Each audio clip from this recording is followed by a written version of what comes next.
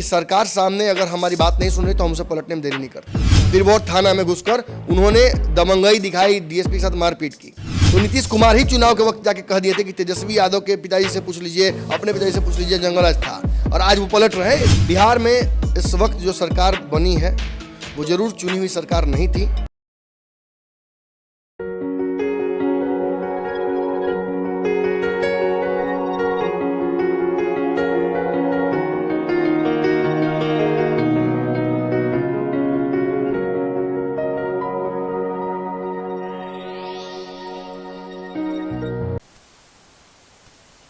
नमस्कार, भारत लाइव देख रहे हैं आप। बिहार में जब से नई सरकार बनी है तो जंगल राज पार्ट 3 बताई जा रही है, और ये सुनकर या तो आप डर गए होंगे या थक गए होंगे। बिहार में जंगल राज रिटर्न की बात कही जा रही है। सरकार बनी उसके बाद कुछ घटनाक्रम बता देते हैं, उसके बाद विस्तार से चर्चा करेंगे। सरकार बनी, कानून मंत्री पर आरोप लगा और कानून मंत्री के खिलाफ वारंट जारी हुआ। पुलिस खोज भी रही है। रामानंद यादव हो या अभी पिछले दिनों जिस तरीके से पीरबहोर थाना में जो मामला घटा, या रीतलाल यादव के भाई पर तथाकथित रूप से आरोप लगा, बालू माफिया के साथ संलिप्तता की बात आई, साथ ही खनन अधिकारी को धमकी देने की बात आई, तो अब यह स्पष्ट होने लगा कि बिहार में क्या सच में जंगल राज है। लेकिन आज डॉक्टर साहब के साथ हम चर्चा करेंगे कि बिहार में जो जंगल राज कही जा रही है, क्या भारतीय जनता पार्टी के शासनकाल में ऐसी घटनाएं नहीं हुई हैं? क्या भाजपा शासित राज्यों में ऐसी घटनाएं नहीं हुई हैं? ऐसी ही कुछ घटनाओं को लेकर डॉक्टर साहब के साथ हम मौजूद हैं। कुछ आंकड़े को हम प्रस्तुत करेंगे। पहले एक दो सवाल रहेगा, उसके बाद आंकड़े प्रस्तुत करेंगे। आप भी डर रहे हैं क्या जंगल राज से? मुझे क्यों डर लगेगा भाई? एक बात मैं बता दूं, अगर बिहार में जंगल राज था तो आज भी है, नहीं था तो नहीं है। नीतीश जी जनता राज बता रहे थे। बिल्कुल जनता राज है, लेकिन यहाँ देखिए, मैं इतना जरूर कहना चाहूँगा कि मैं अक्सर सरकार के पक्ष से कभी खबर नहीं करता हूँ। ये मेरा काम नहीं है। उसके लिए सरकार ने बहुत सारी एजेंसियों और अखबारों और चैनलों को खरीद रखा है। मैं सरकार के पक्ष से बोलने वाला व्यक्ति नहीं हूँ, लेकिन 3-4 दिनों से बिहार की बदनामी की जा रही है। खासतौर पे इधर एक हफ्ते से मैं देख रहा हूँ कि नेशनल मीडिया के बहुत बड़े बड़े गोदी मीडिया चैनल, जिनको कहा जाता है आजकल, नाम रखा गया है, वो बिहार के बारे में ज़बरदस्ती खबरें चलाकर बिहार को बदनाम करने की कोशिश कर रहे हैं। मुझे फ़र्क नहीं पड़ता कि तेजस्वी यादव पर आपको आरोप लगाते हैं, मुझे फ़र्क नहीं पड़ता कि नीतीश कुमार पर आपके आरोप लगाते हैं, मुझे फ़र्क नहीं पड़ता कि बिहार में किसकी सरकार पड़ती है, लेकिन अगर बिहारियों को बदनाम किया जाएगा तो उस पर मुझे ऐतराज़ है। बिहार में ना कभी जंगल राज था, ना कभी जंगल राज हो सकता है। बिहार के लोग बहुत ही पॉलिटिकली अवेयर हैं। हमें अगर लगता है कि सरकार सामने अगर हमारी बात नहीं सुन रही तो हम उसे पलटने में देरी नहीं करते। अब हाँ, ये अलग बात है कि नीतीश कुमार ने उसका दुरुपयोग किया।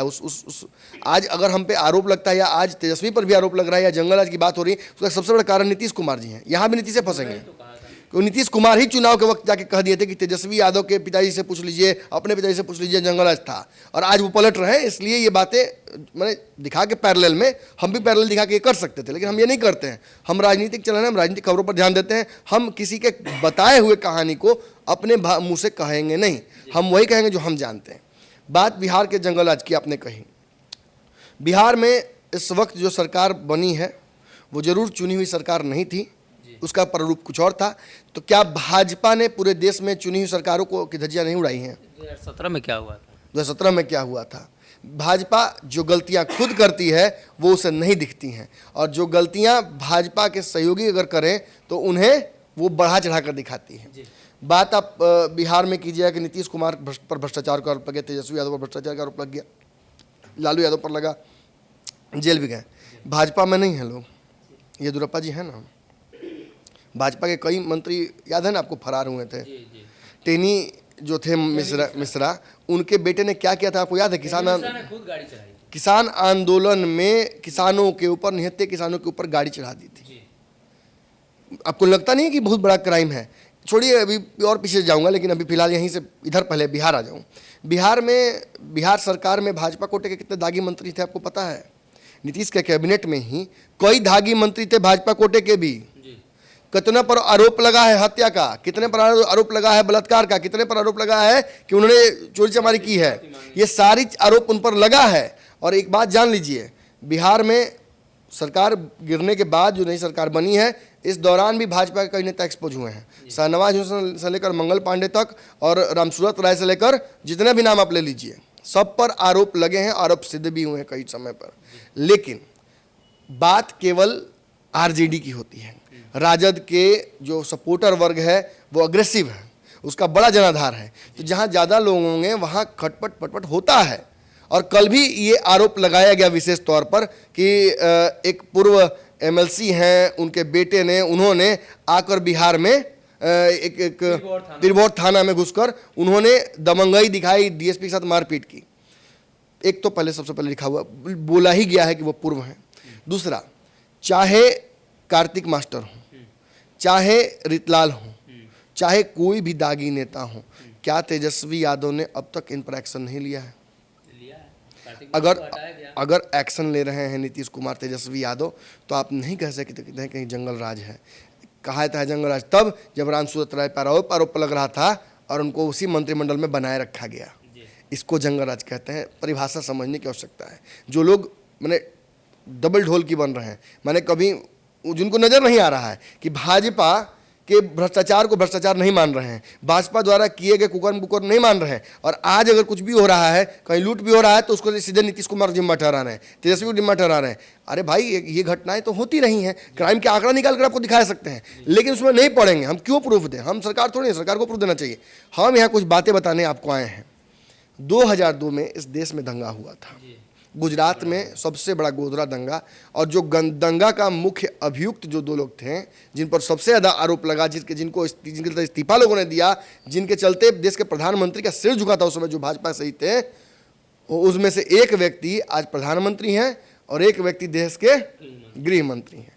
विडंबना है, दुर्भाग्य है, क्या है ये आप तय कीजिए। इसके आगे बढ़ते हैं। कई करोड़ लोगों ने जान, हजारों लोगों ने जान उसमें गंवाई थी। विभाजन के बाद इतना शायद लोग कहीं मरा था। अब आते हैं जरा मध्य प्रदेश की ओर। भाजपा की सरकार थी, शिवराज चौहान थे वहाँ पे। शिवराज चौहान के दौरान व्यापम घोटाला हुआ।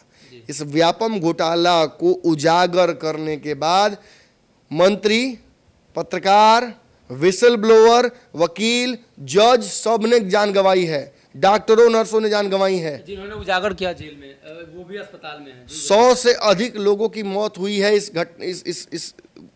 भ्रष्टाचार के उजागर होने के बाद से। और कई बार तो यह स्पष्ट पता चल गया है कि संस्थागत हत्याएं हैं। मेरे पास लिस्ट है, बता दें क्या?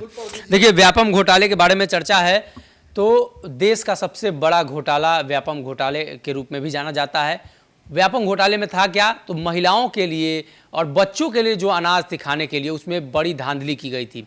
जितना आंकड़ा बताया गया उससे कहीं ज़्यादा ये बड़ा घोटाला था। और उसमें जो लोग मरे थे, 21 नवंबर 2009 को विकास सिंह ठाकुर, दवा रिएक्शन की वजह से इनकी मौत हुई। 12 जून 2010 श्यामवीर यादव, सड़क दुर्घटना में मौत हुई। 14 जून 2010 से अंशुल सचान, एमबीबीएस छात्र, और ये भी बिचौलिया थे उसमें, सागर जिले में कार एक्सीडेंट में इनकी मौत हो गई। 14 जून 2010 अनुज यूकी, एमबीबीएस के छात्र थे, रायसेन में सड़क दुर्घटना। ज्ञान सिंह जाटवा, 26 अक्टूबर 2010 अत्यधिक शराब पीने की वजह से। और भी लोग हैं, जिसमें 25 अक्टूबर 2012 आदित्य चौधरी, आत्महत्या इन्होंने कर ली। सबसे ताज़ा रिपोर्ट बताते हैं कि सबसे हाल ही में किनकी मृत्यु हुई है, किन्होंने, बहुत लंबा लिस्ट है, लेकिन रामाकांत पांडे 6 जुलाई 2015 ओरछा में पंखे से लटका 100 मिला था। पुलिस कांस्टेबल थे ये। इसके अलावा भी कई नाम हैं, सैकड़ों नाम। बता दूं, अगर आप डॉक्यूमेंट्रीज देखिएगा, आप खबरें देखिएगा, आपको याद होगा कि एक व्यक्ति ने इसमें जो गवाह थे, उनको जब जान से मारने की धमकी मिली, तो आपको पता सरकार ने क्या किया? एक लाठी वाला कांस्टेबल उनके साइकिल पे बिठा दिया, उस मास्टर के साइकिल पे। मास्टर साइकिल से स्कूल जा रहे हैं, उसके पीछे एक कांस्टेबल बिठा दिया गया लाठी लिए हुए। उनकी भी हत्या हो गई थी बाद में। ये सारा जो प्रकरण है, ये कब हुआ था और किसके राज्य में हुआ है? भाजपा के शासन में। और भाजपा बिहार में जबरदस्ती माहौल बनाने की कोशिश कर रही है। देखिए, हाथ से सत्ता निकल गई है। भाजपा समझ रही है कि जल्दी वापसी भी नहीं होगी बिहार में। इसके लिए भाजपा ने जो रणनीतियां बनाई हैं, उन रणनीतियों का मुख्य जो घोतक, जो चेहरे हैं, वो कौन कौन है आपको पता है? नाम लेना शुरू कर दीजिए। यहाँ बचौल जी को मिल गया है जिम्मेवारी। यहाँ अश्विन चौबे के पुत्र हैं अरजी शाश्वत, उनको कमान मिलती है। यहाँ गिरिराज सिंह जैसे लोग को कमान मिलती है। ये लोग कौन है? अलगाववादी सोच रखने वाले। ये वो लोग हैं जो समाज में डिफरेंस क्रिएट करते हैं। ये लोग हैं वो लोग हैं जो एक तरह पोलराइज करने की कोशिश करते हैं। इन लोगों को जिम्मेवारी दी गई है। आ रहा है दशहरा ना, अब देखिएगा बिहार को कितना अस्थिर करने की कोशिश की जाती है, और इसी समय सरकार का इकबाल जो है उसका भी टेस्ट होगा। मैंने ईडी सीबीआई के वक्त ही कहा था कि तेजस्वी यादव और नीतीश कुमार को कि ये आपको आपकी सरकार को परेशान करने की कोशिश रणनीति कर रहे हैं। डरिए मत, डरिए मत। जब आप उस पद पे हैं तो आपको डरने की आवश्यकता नहीं है, आप उससे लड़ने की तैयारी कीजिए, जैसे कि बंगाल में तैयारी की गई। और आज जब ये सांप्रदायिक हिंसा और सांप्रदायिक परिस्थितियां बनने के लिए, आपको पता होना चाहिए कि सीवान में घटना होते होते बची है, बहुत मुश्किल से उस घटना को कंट्रोल किया गया है वहाँ के लोगों ने, नहीं तो वो बहुत बड़ा एक दुर्घटना बिहार में हो सकती थी सांप्रदायिक हिंसा की। यहाँ भी पटना में जो घटना फिर भोर की आप बता रहे हैं वो भी सांप्रदायिक रुख ले सकता था, 2 दिनों से जमावड़ा था वहाँ। बिल्कुल। और ये सारी चीज़ों पर सरकार का विशेष नज़र होना चाहिए। ऐसी किसी भी घटना पर सरकार हल्के में न ले, चाहे वो किसी समुदाय और संप्रदाय के लोग हों, उन पर तुरंत एक्शन लेना जरूरी है। क्योंकि अमित शाह आ रहे हैं, और अमित शाह आ रहे हैं कहाँ, सीमांचल में। सीमांचल में कह रहे हैं कि हमारा पुराना संगठन है इसलिए हम वहाँ आ रहे हैं। क्या करने आ रहे हैं इसकी भी जांच होनी चाहिए। अमित शाह हो, ईडी सीबीआई हो या प्रधानमंत्री ही क्यों ना हो, बिहार आ रहे हैं तो उनकी जांच होनी चाहिए। वो आपके राजनीतिक प्रतिद्वंदी हैं, और राजनीतिक प्रतिद्वंदिता में भाजपा किस स्तर तक गिर रही है ये हम लोग लगातार देख रहे हैं। तो कहीं ना कहीं बिहार में जब से नई सरकार बनी है तो ये चर्चा काफ़ी आम हो चली है कि बिहार में जंगल राज पार्ट 3 चल रहा है। हालांकि राजद ने स्पष्ट किया है कि कुछ लोग हैं, कुछ जो संस्थान है जो सरकार को बदनाम करने की कोशिश कर रही है। सभी सरकारें में, सभी जगहों पर जो आपराधिक घटनाएं होती हैं वो आम हो गई हैं अब, इसलिए कि जनसंख्या बढ़ रहा है और धीरे धीरे देश का जो ग्राफ है जनसंख्या को लेकर या रोजगार को लेकर उसमें काफी गिरावट आ रही है। जनसंख्या बढ़ रहा है, रोजगार घट रही है। बात दूसरी तरफ की जाए तो नीतीश कुमार ने आज लॉ एंड ऑर्डर को लेकर बड़ी बैठक भी की है, निर्देश भी दिया है कि जो लोग भी गलत करने की कोशिश करेंगे उन पर सख्त कार्रवाई होगी। और दशहरा से पहले नीतीश की ये बैठक आप भी समझ रहे हैं, और प्रशासन महकमे को नीतीश ने अलर्ट पर रखा है, तो आपको भी समझ में आ रहा होगा कि वजह क्या है। फिलहाल के लिए इस खबर में अगर ये वीडियो पसंद आई और वह बिहार के राजनीति और बिहारियत से सरोकार रखेनी तो सब्सक्राइब बटन दबा के चैनल के सब्सक्राइब कर ली। ओजे एगो घंटी बा, ओकरा बटन दबा देला से कुल सटीक और मारक खबर रुआ मुफ्त में मिल जाई। अगर रुआ पत्रकारिता के हमनी के नया प्रयोग में सहयोग कर चाहतानी तो ज्वाइन बटन दबा दी। पेटीएम नंबर नोट कर ली 9386816700। धन्यवाद।